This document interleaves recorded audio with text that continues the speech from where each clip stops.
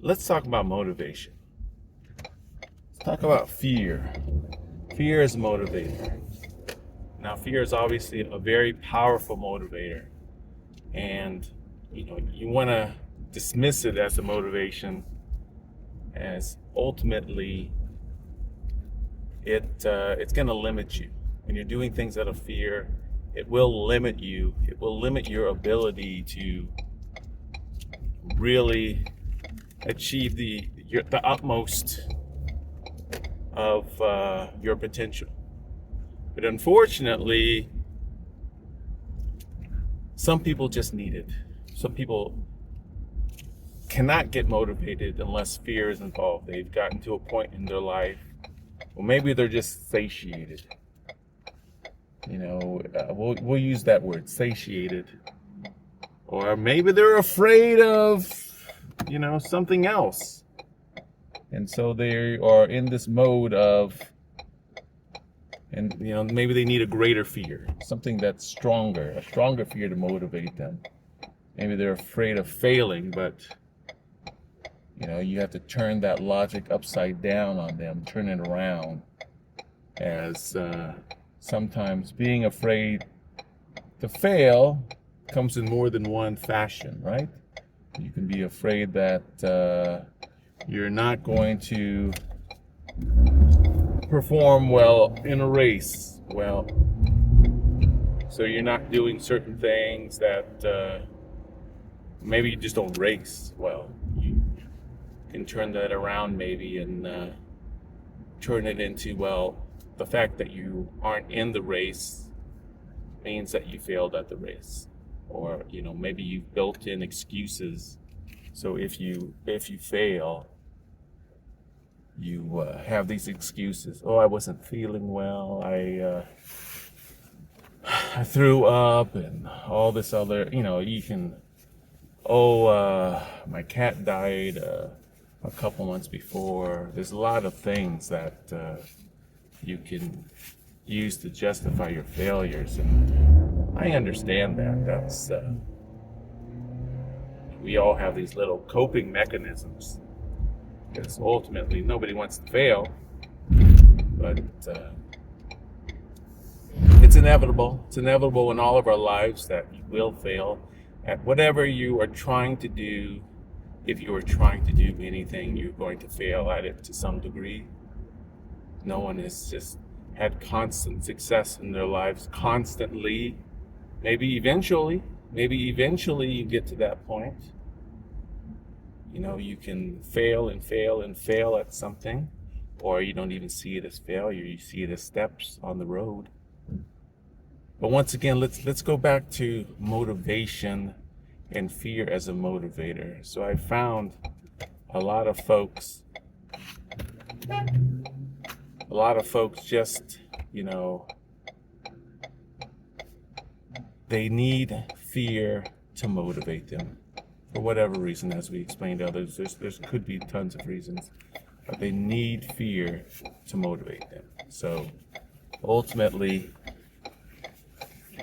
for whatever the reason, I'm not saying good or bad, they need fear to motivate them. Maybe I am saying good or bad, but maybe you need to look at yourself and see if fear is ultimately what's motivating you. Whether that's the case or not, let's look at fear as a motivator and see how we can use it, perhaps in a positive way, but ultimately we want to substitute that motivation. If you're really afraid of something, let's say you're afraid of going broke, set aside a certain amount of money that you don't ever touch unless you've gone broke, whatever that means to you. If that's your fear, I'm going to go broke. Okay, well, what's the magic number? This is the trick too, and one of the things about fear that is a problem is, what's this magic number that's going to make you feel I'm not broke? Now, if you look at, the world or your country, you can see what the average person makes or doesn't make. And if you say, well, the average person is broke, no, the average person isn't broke. They're subsiding. Subsistence is fine. So don't create a number that is so ridiculous. Now you could say, "Oh, I'm afraid of not being rich." That's a different thing, right? That's a different story. So what's it mean to be rich? If you have $100 million and you say, "Oh, I always want to be rich," what's the number? What's the magic number for you to be feeling that? All we're talking about now, of course, is removing fear as the main motivator in your life. Right? I'm afraid I'm going to not be rich. Totally different thing from afraid I'm going to be poor. But I'm afraid I'm not going to be rich. Okay, that's something. That's something we can work with. Something we first have to articulate it. So what's that magic number? What's that magic number? I don't want to be poor. I always want to have more than my brother. How about that one? That's a little bit sad, honestly. It's a little bit sad. So let's not have those kind of motivations. Think about that. What that means if you have that. I want to have more than my friends. I want to have more than that guy over there. That's almost wishing failure upon them. And you shouldn't be doing that. Even if they are a dastardly character like myself, you don't need to wish that upon people. And you certainly don't want them wishing it upon you, because you might actually take some action because of that desire. You might take some action to help make that happen. And you don't need to be wasting your time on that kind of garbage. So, using fear, in the short term, okay, you're afraid that something's going to happen, like your spouse is going to pass away from an accident. Okay, so what are you afraid of will happen if that happens? Can you get those ducks in a row? So, maybe they do things around the house you don't do. Maybe they have secret accounts. Maybe you just want to know what they do, in totality for the relationship, because there is a certain amount of things that a person in a relationship does for the other that's generally taken for granted, generally speaking, or just not noticed. There's a great story of the couple that's been together for years, and they decide to move into a new home together. And the husband tells the wife that he's gonna miss the magic spot in the house. And she says, "What are you talking about, the magic spot?"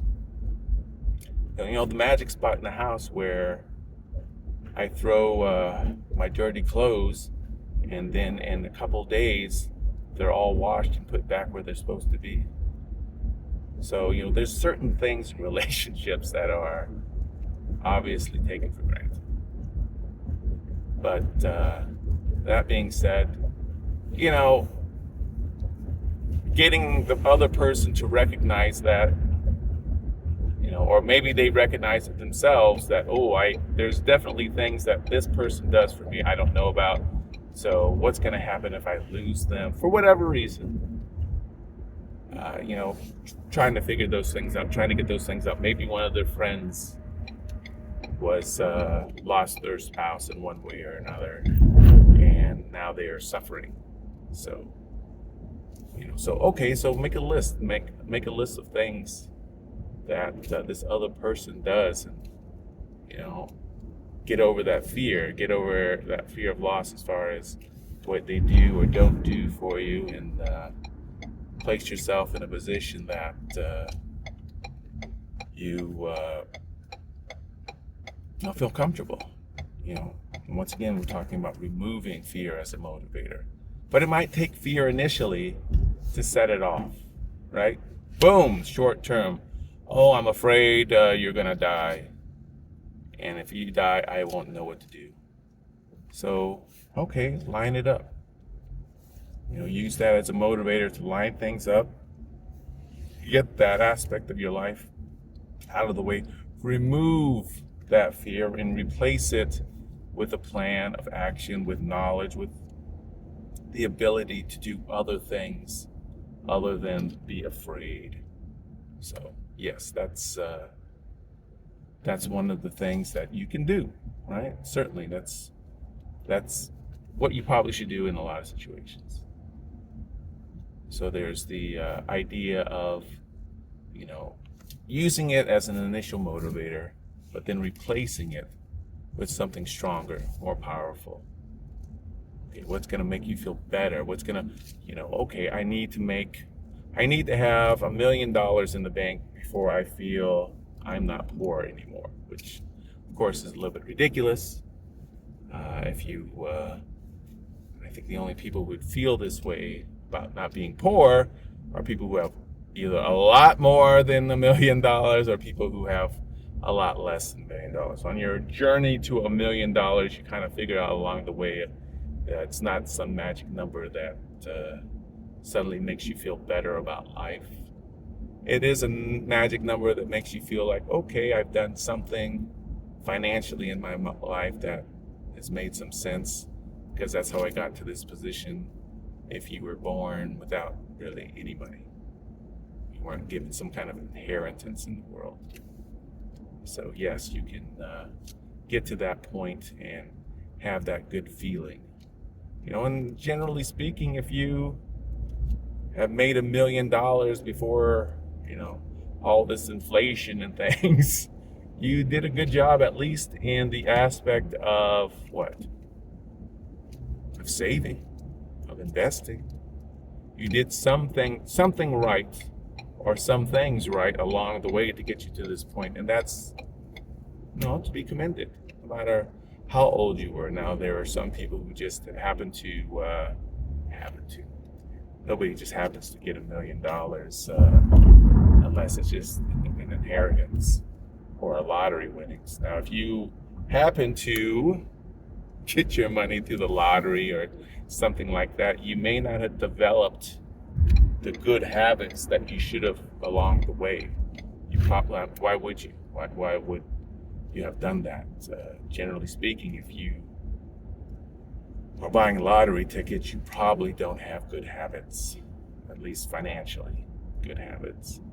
And that's an unfortunate fact of the lottery. We've done some research on lottery and lottery winners and the increased chance of going bankrupt after winning the lottery.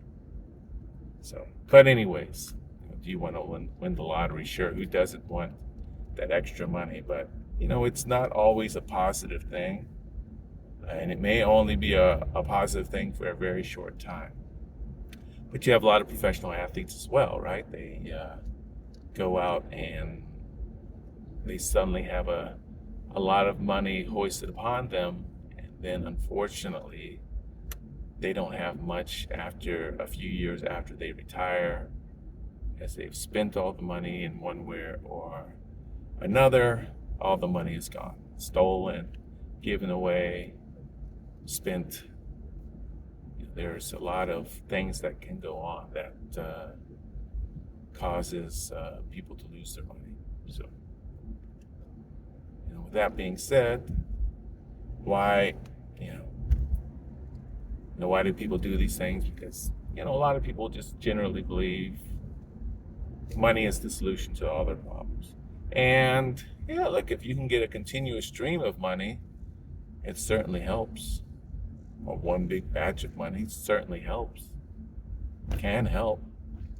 But is that should that be your goal? I don't think so. I don't think that's a healthy goal. You want to be able. The best thing I would suggest to anybody in general is to be competent. Be competent in important things in the world, how to do things. Be competent on how to build a house, how to do plumbing, how to install TVs, how to work on computers. Be competent in something that is in demand in the world. somebody's willing to pay you for it. And of course, it's best to, in my opinion, to do that by working for yourself. Now, working for yourself doesn't mean you don't have a job. Working for yourself means understanding that ultimately you are responsible for what's going on in your life, and you need to continuously make decisions to help improve that life. And I'm not talking about the short-term baloney that people find themselves doing all the time, where they're just trying to not work. We'll say that, not work. Just trying to do the least amount possible at work, whatever that is. It's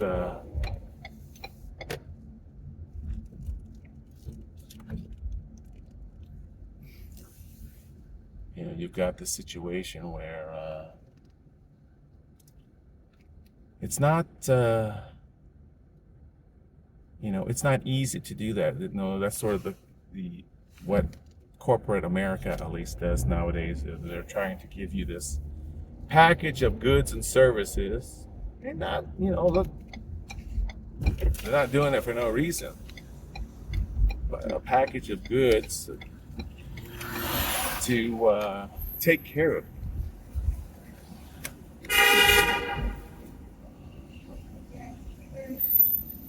Right? They want you to take care of yourself. So, you get relaxed. Mama's taking over. You're just doing what mama tells you. Well, unlike your mama, unlike most mothers, you can't get laid off because the company had a bad quarter, or something's in the slump. Your mama is not going to lay you off, generally speaking. Yeah, it's possible. But,